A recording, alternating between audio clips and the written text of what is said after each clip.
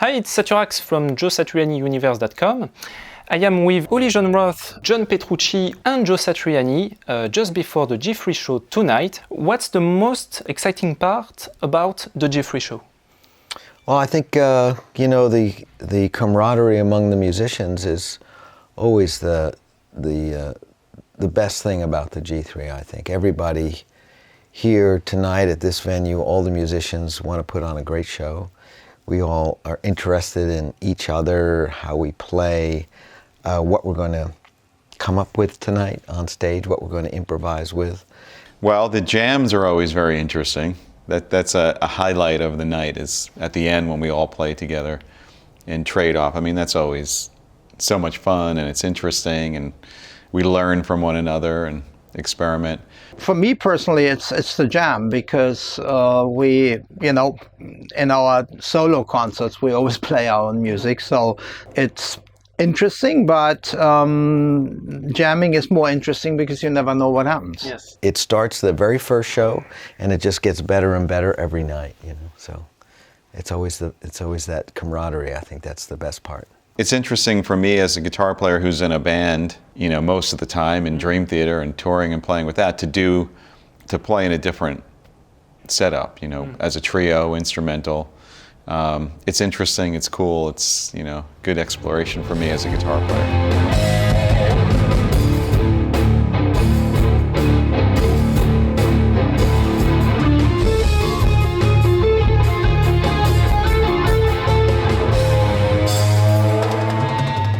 Why did you choose Uli and John to play along with you? Well, it's interesting. In earlier interviews, you and I talked about G3 and the opportunities that exist. When you put together a G3. Also, there are issues of trying to get people together who never played with each other before, and who may have some very interesting chemistry once you can kind of get them together. So in the case of John Petrucci and Uli Jon Roth, there are two guys that I've played with on G3s before, but the two of them had never played with each other before. And I just had an instinct that they would have a lot of things in common, and that their differences and their musical roots would actually create a lot of positive energy. And so that's been the case. They come from two different worlds, and yet their common love of the guitar and music in general really is where they bond. And so it's really exciting to see that happen. So once I had the idea of getting the two together, I think things moved pretty quickly.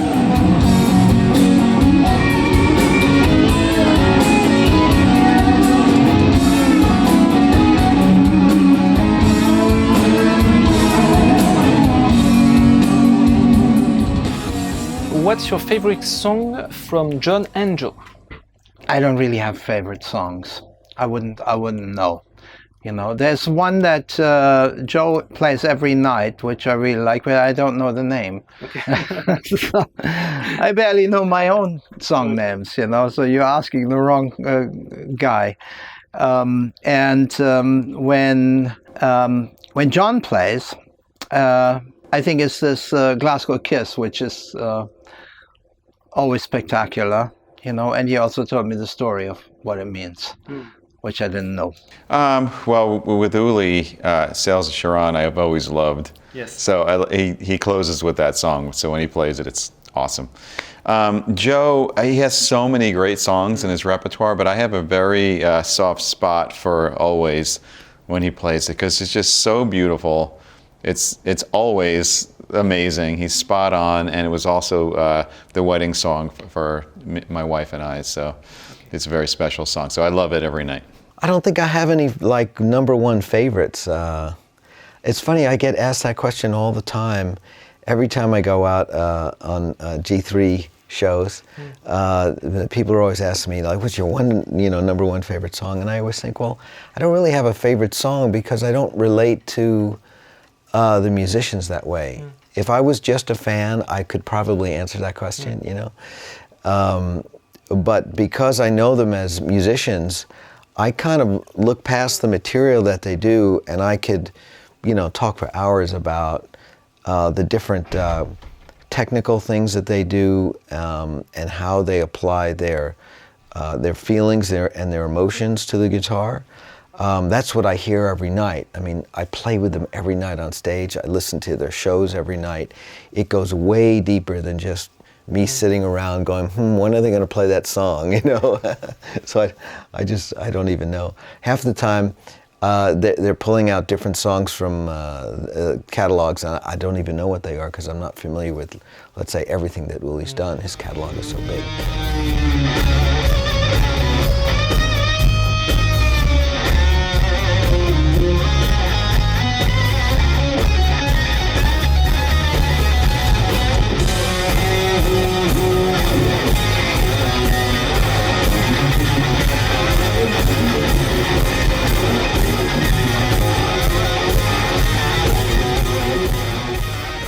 What was your main motivation to play guitar, practice every day, and become one of the best guitar players?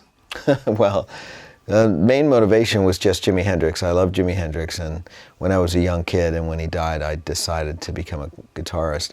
I learned right away that I wasn't very good, and guitar playing was extremely hard. So I had to practice every day. That was the only way to accomplish my goal. It was just to play as much as possible, to try to play in front of as many different people as possible, and try to play with as many different people as possible. It was really just my love of music and guitar. I just wanted to play, and I never really had a motivation. I never questioned it as a why. It was very obvious for me. Something that was totally natural, and I guess I was born with a certain kind of destiny, and when it came, then it just felt that's what I've got to do. It's hard to sort of explain. I mean, when I was a teenager and I started playing guitar a lot, it kind of it hooked me. It was something that I started to learn that I was pretty good at it. I was always a creative type of personality, so I always would draw or paint or write, and so getting into music just felt like a very natural thing for me. The process of learning never ends, which is another reason why the G3s are so great. All three of us are learning from each other every night. We all are dedicated for life to becoming the best musicians we could ever be. And then, once I got into it and started realizing I could make music on the guitar, I was learning, from a lot of the bands that I looked up to and admired. And I was learning a lot of music and getting better and better. And it just kind of, from that time in my kind of mid-teenage years, it just hooked me. And it continues to be something that I love to do. I love the creative aspect. I love the performance aspect. And I love the craft of just trying to get better and better and top what you do. There's a little bit of an athletic aspect to it, which is great. It's just challenging and fun. I never asked any questions regarding this. I just did it. And it was very easy from the beginning. The guitar playing is the easy part. There's all the other stuff that's not so easy. Yeah, guitar playing is more like a holiday from life.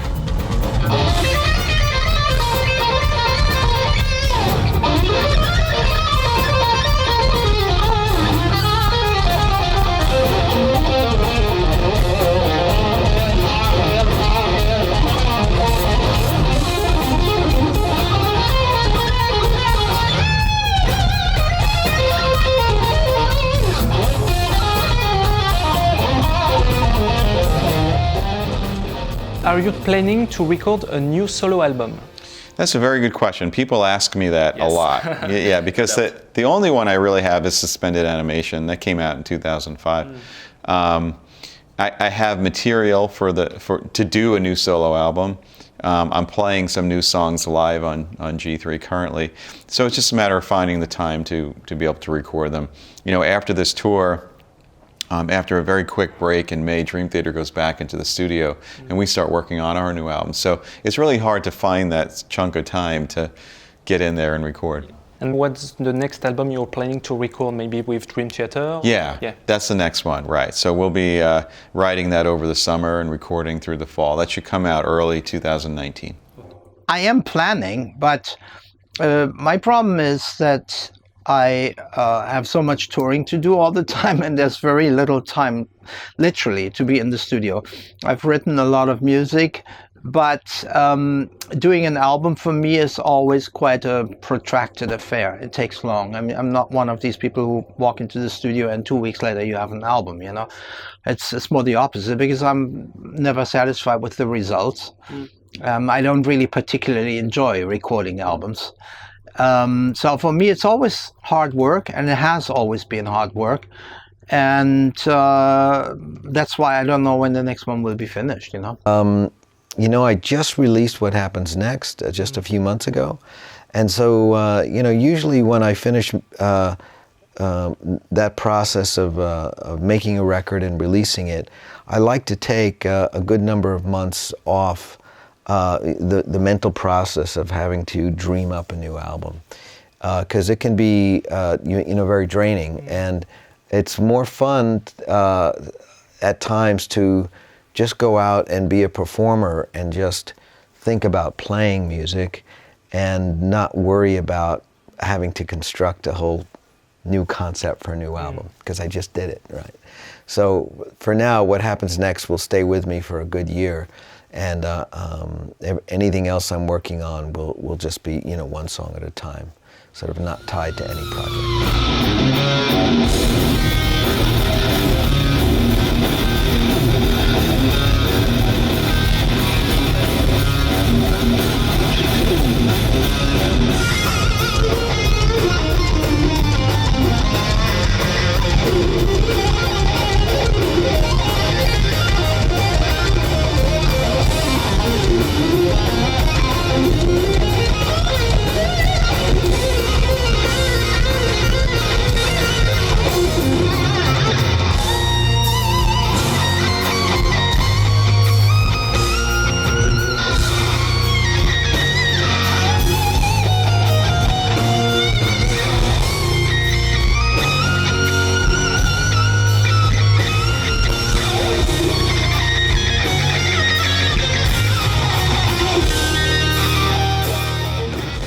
Is there any signature gear on its way?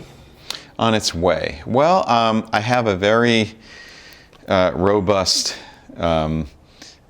collection of signature gear that really reflects all of the instruments that I've been playing since I was really young. So, you know, including Ernie Ball Music Man guitars, which it's been 18 years now with Sterling Ball and his family. And, you know, we're always working on innovating, creating new things as far as that is concerned. We're working on an 8-string version. I'm not sure of the schedule of that, but that should be forthcoming, and different versions of the Majesty guitar, which has been our most successful model. And so you'll see sort of new aesthetics and colors and combinations and special things with that in 2019. Mesa Boogie, my signature boogie, dream come true. You know, I've been playing Mesa Boogie amps since I was a kid, and to have one that has my signature, it's the only Mesa Boogie, you know, signature amp that's in regular production, and it's just such an honor. You know, I took a break from concentrating on like pedals and amps and all that kind of stuff.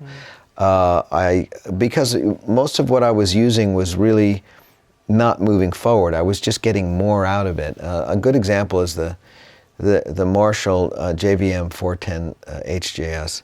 That amplifier is so good, it's so complete, that for me to just try to do yet a new amp just a few you know, hours after this one's been out, as you know, it seems a bit funny, you know.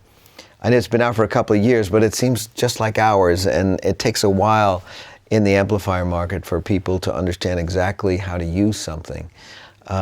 People are still trying to figure out how to properly utilize a 5150. It was a great amp when it came out, but most people just thought it was a Van Halen amp, but then all of a sudden it became the metal amp, you know what I mean, the hardcore amp. But I've used that amp quite a bit in the studio. It's a beautiful melodic amp, so it takes time for people to understand how to use amplifiers. So I have my signature guitar, the Sky guitar, you know, and that's quite a lot of signature, you know, because we have several models on the market, and recently I formed my own company called UJR Sky Guitars, and we're building them to order. They're all hand built, and only so many can be built in a year, you know, which is also why they're very expensive. But for me, they're my favorites, and you know, I can do anything with these guitars. They're just pretty amazing for me. You know, they're not for everyone, but there's two types of players. You know, some pick up a Sky guitar and it works, you know, and you know, some other people maybe won't be able to handle it. It's their, Yes, the Sky guitars has a 7-string. Yeah, we have 7-string, and they all have an extended range. That's why they're called Sky guitar. Yeah. And then DiMarzio with the pickups, I've been working with them forever and ever. Dunlop with my guitar picks and wahs. TC Electronic is another company. I remember being a teacher on Long Island, where Joe is from too, in a music store, and getting into TC, and then to have my own signature pedal with them is amazing. So it's basically, it's all the gear that I used, all the companies that I used when I was younger and got attached to, and then kind of made connections with all the people who run those companies and own those companies, and kind of became part of their family. And you know, the proof is in the fact that I've been with all of them for so long. So we're always developing new things. But as far as, like, to get back to your question, is there anything new specifically? I guess the latest and newest thing is the guitar pick with Dunlop that we just came out with. It's part of their Flow series, and it's a 2.0 millimeter pick that I keep telling everybody, if you use it, you will become 30% faster on the guitar. I gave one to Joe and Uli and Mike Keneally, and they're all having fun with it. But anyway, that's the latest thing that we came out with a couple months ago. I've concentrated mainly on the Ibanez guitars. We really wanted to get the older body, 24 fret Sustainiac models out there. And so now we have two of them out there. We have the Muscle Car Red, and we have the reissue of the Chrome guitar. And I've got them both on tour. They sound great, they play great. They're really good tools for anybody who plays any kind of music on guitar. So that's been my main focus for the last 2 years. You haven't released a songbook since Unstoppable Momentum. Where are they? I don't know. I don't read songbooks, and so I have little interest in them. And I know that the publishers have their own business model for figuring out why they should put out a book and why they shouldn't. So, YouTube has destroyed the publishing market when it comes to manuscript and tablature, because it seems pretty silly when a phone can record exactly how you play something, and people learn so much faster by just looking at a video. The printed page is, unless you're dealing with a score that lasts for 30 minutes, it's silly to refer to manuscript for something that's only 4.5 minutes long. You know what I mean? Yeah. So times are changing. It's 2018, it's just the way it is.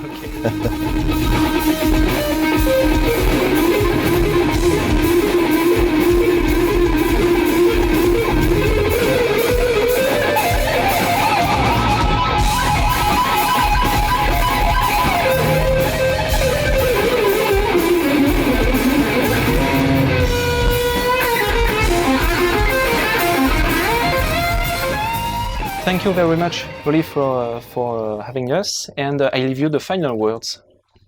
Well, the final words is, we're here in France, and it's always a pleasure to play in France.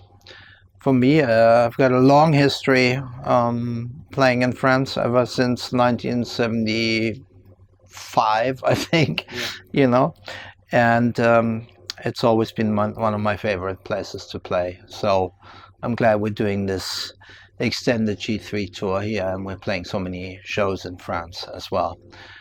And yeah, later on, maybe later this year even, or early next year, I'll come back with my own tour.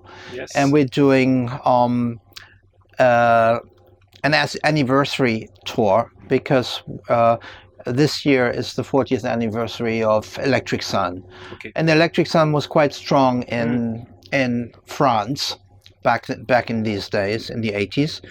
And we're going to do a set of nothing but Electric Sun numbers, and haven't done that for a long time. But people have always asked me, why don't you do that, you know, and now the time has come. So I'm looking forward to that, you know. I think it'll probably be around October, November, probably. Great. Yeah. Thank you, I hope Uli. to see you there. Hey. Thank you.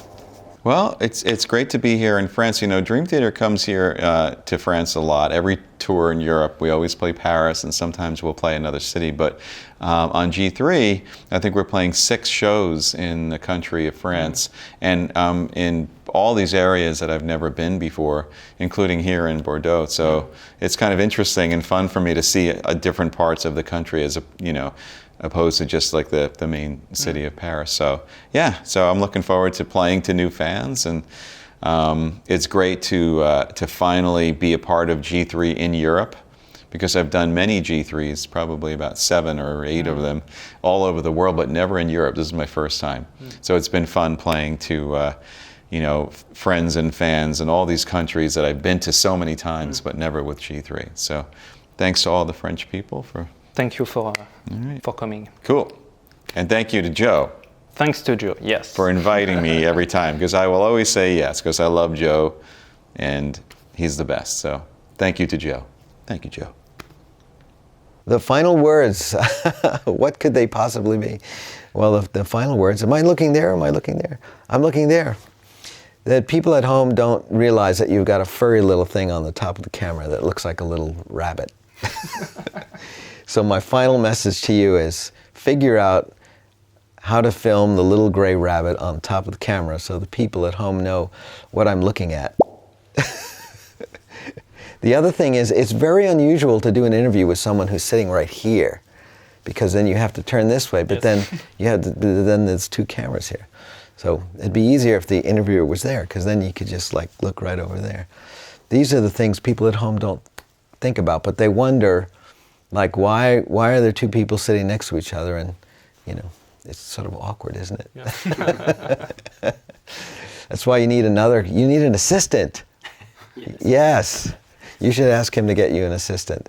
And then they could be holding the camera over there, and then see, or one over here, the behind the head shot, like they do on news programs. Thank you, Joe. Okay, thanks, guys.